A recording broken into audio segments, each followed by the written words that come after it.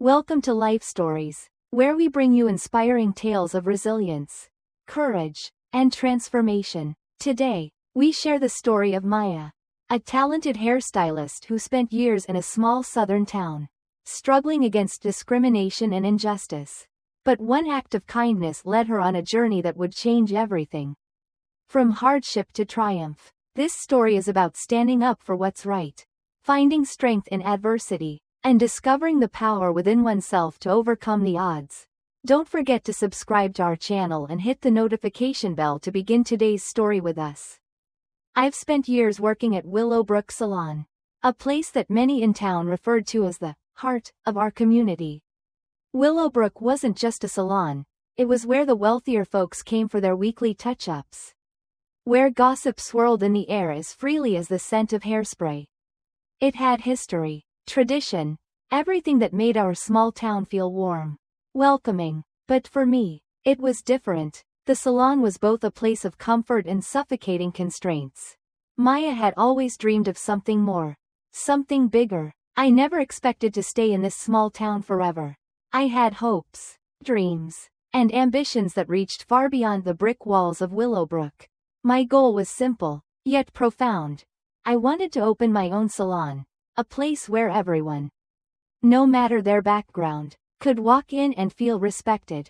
But the reality of that dream felt distant, especially when the bills didn't wait, and the world didn't look kindly on young, ambitious women of color trying to carve out their own space. I started at Willowbrook when I was fresh out of beauty school. Pamela, the owner, had taken me in with a kindness that didn't last long. When I first arrived, I was eager and wide-eyed, determined to prove myself. But it didn't take long for me to see that Pamela didn't see me as a budding talent. No. I was just another worker. Another pair of hands to exploit. The things she didn't say spoke louder than the things she did.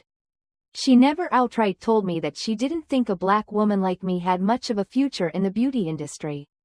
It was subtle, small things. Really, she'd give me the worst shifts, the smallest clientele, and always paid me less than others, even though I brought in more customers than anyone else. But I wasn't naive enough to let that break me. Not then. I swallowed my pride, tucked away the bitterness, and kept pushing forward. I built a loyal clientele. A group of regulars who came to Willowbrook not because of the salon's name, but because of me, because of my skill and the care I put into every haircut, every style. But, despite my growing success, my paycheck remained small, and my future, uncertain. I tried once to break free, to make something of myself. I went to the bank, looking for a loan to open my own salon. But the doors were always closed. No one wanted to fund a black stylist in a town where the old guard still ran things. I wasn't just a stylist, I was an outsider. And in this small, tight-knit town, outsiders didn't belong. One morning, as I walked down Main Street toward Willowbrook, I stopped by a small coffee stand for a much-needed pick-me-up. That's when I saw him. Ray Thompson, a name once respected in Rivertown, but now reduced to just another forgotten veteran. He'd served in the army for years. But when he returned home, no one seemed to care. At 65, he looked worn out, his beard was overgrown, his clothes slightly disheveled, but there was something about him, a quiet strength. I recognized him immediately, though we hadn't really spoken before. He wasn't just another rough-looking man on the street, he had a story. One that I knew I would never fully understand, but one that resonated with me deeply. I smiled at him as I approached. "Morning, Ray," I said, offering a warm, though tired, smile. He nodded, adjusting his old military cap, and we exchanged a few words. The conversation quickly shifted to the coffee stand, and I offered to buy him a cup, as I always did when I saw him. Ray hesitated at first, not wanting to be a bother, but I insisted. We stood there, chatting casually as we sipped our coffee, and that's when I noticed it, the weight in his eyes. It was the same kind of heaviness I carried every day, though I tried to hide it behind my work and my smile. Ray looked at me, really looked at me, and asked, "You ever going to clean up that mess of yours?" His tone was playful, But I could see something else in his gaze, a kind of understanding. I laughed and teased back. Come by the shop later. Let me fix you up. Ray eyed me carefully, perhaps realizing the risk I was about to take. You sure that won't get you into trouble? He asked. The concern in his voice genuine. I paused for a moment. I knew the consequences. Pamela didn't just run Willowbrook as a business, she ran it like a kingdom. And in her kingdom, people like Ray, people who didn't fit her image of what was acceptable, weren't welcome.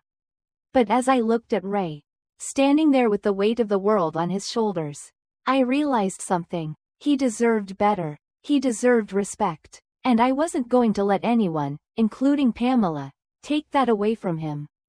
If Pamela has a problem with it, I said firmly, she can take it out of my paycheck. Ray exhaled slowly, almost as if amused. All right, then, he said, giving me a small nod before turning to leave. As he walked away, I knew that this simple act, this decision to stand up for Ray, would change everything. It wasn't just a haircut. It was a challenge to everything Pamela had built. Everything she represented. It was a choice that would cost me. But it was a choice I had to make. Little did I know, that decision would be the beginning of everything unraveling. The calm I had found in my routine was about to shatter. And yet, as I walked into Willowbrook later that morning, a small spark of something like hope, or maybe just defiance, flickered inside me. I had no idea what the next few hours would bring.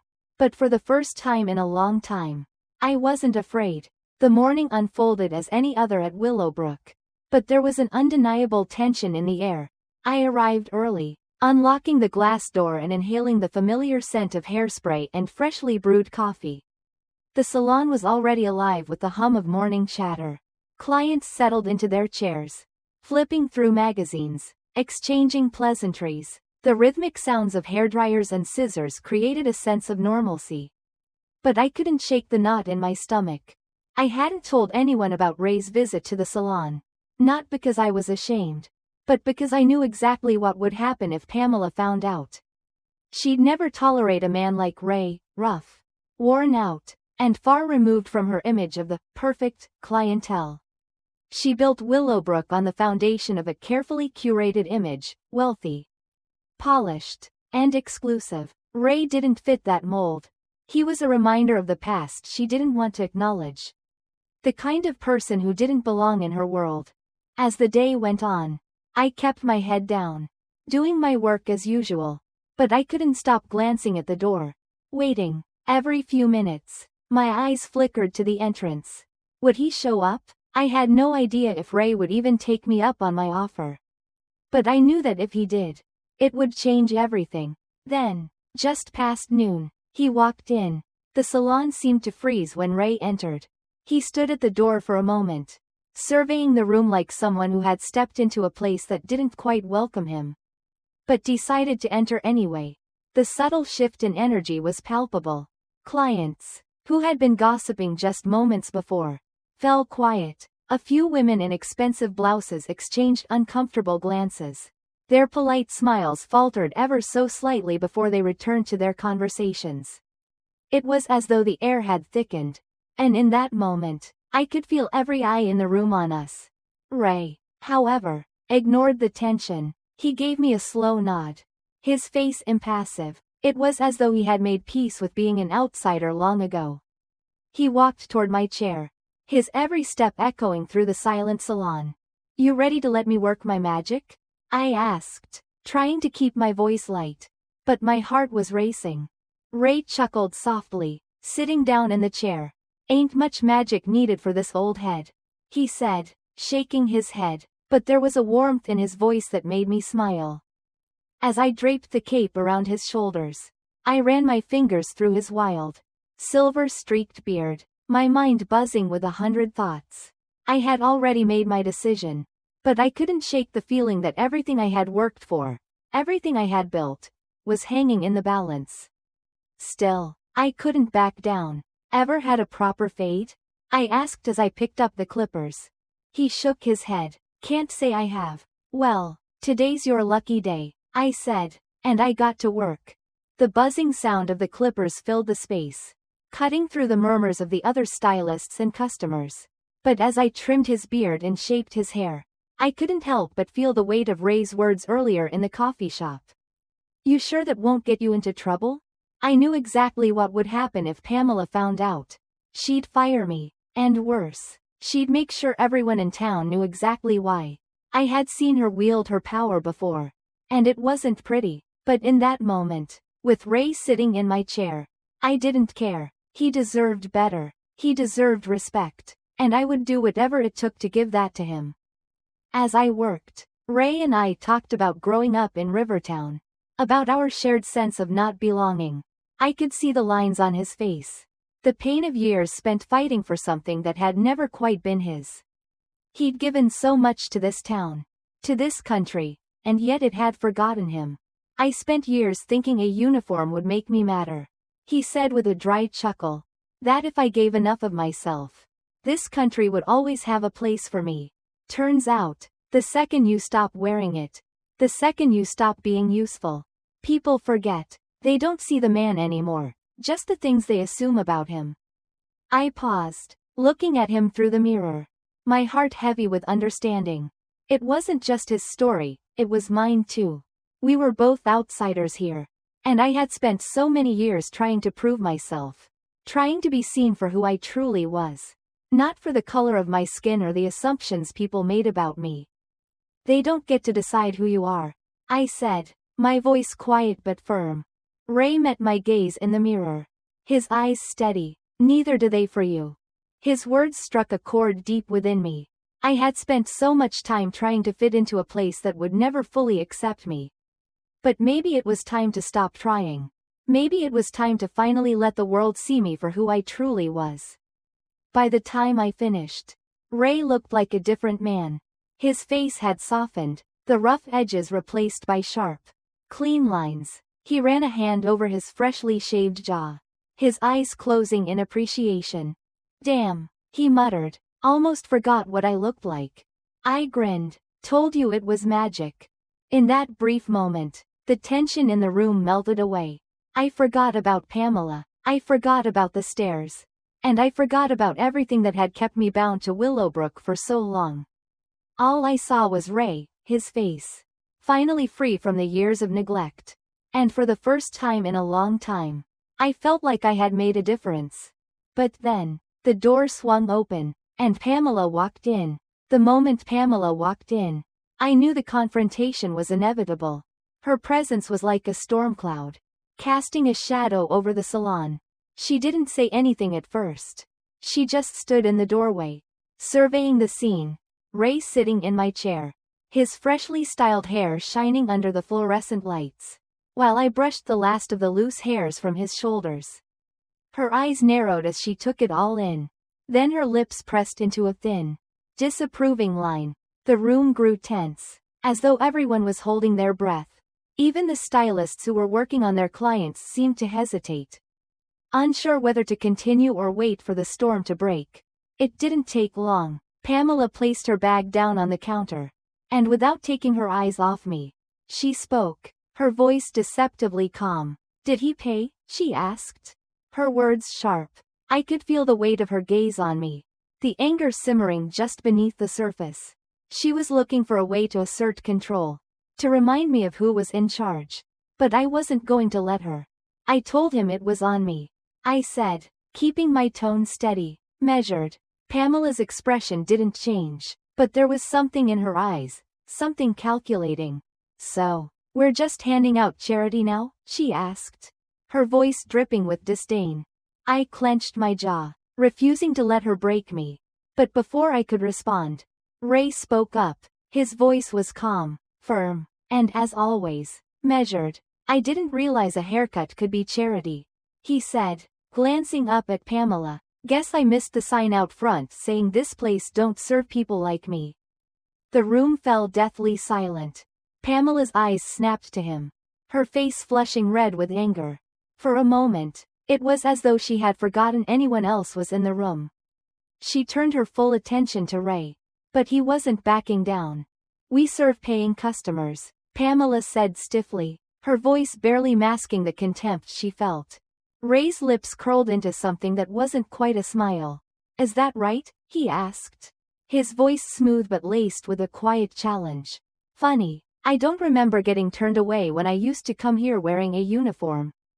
There was a brief moment where the air between them crackled. Pamela's face flushed even deeper.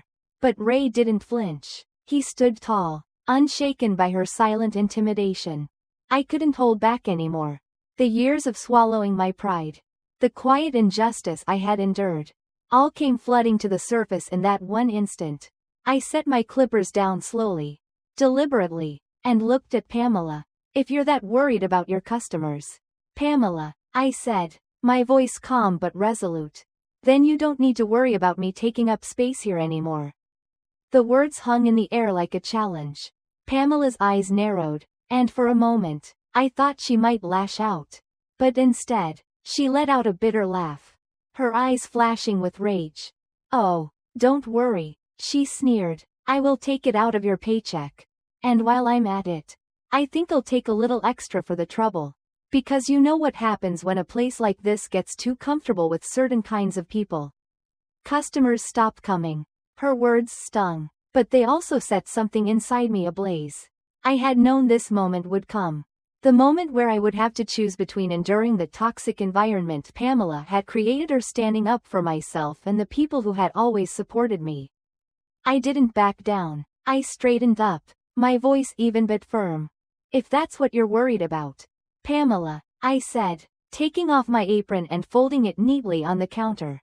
Then I quit. The silence in the salon was deafening. Pamela stared at me, disbelief written all over her face. Oh, don't be ridiculous, she scoffed. You think you'll find another job that pays this well? You think people are going to line up to have their hair cut by? She stopped herself. But I could hear the words she was about to say. By you. By a black woman who should know better than to step out of line. Her words hit me hard. But I didn't flinch. I had heard it all before. It wasn't new, and it wasn't going to break me. Ray stood then, slow and steady, his gaze never leaving Pamela's. You just made the biggest mistake of your life, he said, his voice low and even. Then, without another word, he turned and walked out of the salon. I followed him without a second glance at Pamela, leaving behind a lifetime of humiliation, bitterness, and regret. As we stepped outside, the heat of the southern summer felt different. The air, thick with humidity, seemed lighter somehow. I had just walked out of the place that had held me captive for years. And I had done it with my head held high. For the first time in a long time. I didn't feel afraid. Ray glanced at me as we walked down the block. You all right? He asked. His voice steady, but there was something in his eyes that told me he understood more than I was willing to say. I let out a slow breath, my shoulders relaxing. Ask me again in an hour, I said, a small smile tugging at my lips. He gave a small nod, like he understood exactly what I was feeling. We continued down the street, heading toward the one place that could offer me some peace. A small bar at the edge of town called Murphy's, where people went to disappear for a few hours. I was about to find out that the path I had chosen was just the beginning of something much bigger. And for the first time in a long time, I felt the weight of possibility in my chest. Months passed, and with each day, the weight of my decision became lighter. The new salon, which I named Maya's Studio, began to thrive. The walls that once felt empty now buzzed with the energy of loyal customers and new faces, people who believed in me, in my skill, and in my story. The community that had once been indifferent to my struggles now stood beside me, offering support in ways I never imagined. People showed up with spare furniture, painting supplies, and kind words that felt like a warm embrace after years of cold indifference. Pamela's salon never recovered. The clients who had once sat in her chairs came to mine instead.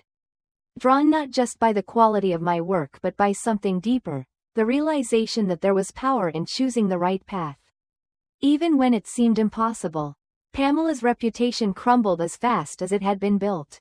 And within a year, her salon closed its doors for good.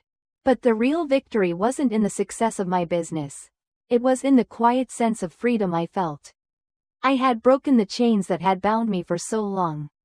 I wasn't just a stylist anymore. I was someone who had fought for respect, for dignity, and had built something that truly reflected who I was. Ray was there every step of the way, offering support without asking for anything in return. He reminded me daily that standing firm in the face of adversity could change everything. And as for me, I knew that my journey was just beginning. The world might not be fair, but if you stand your ground long enough, you can make it a little bit better.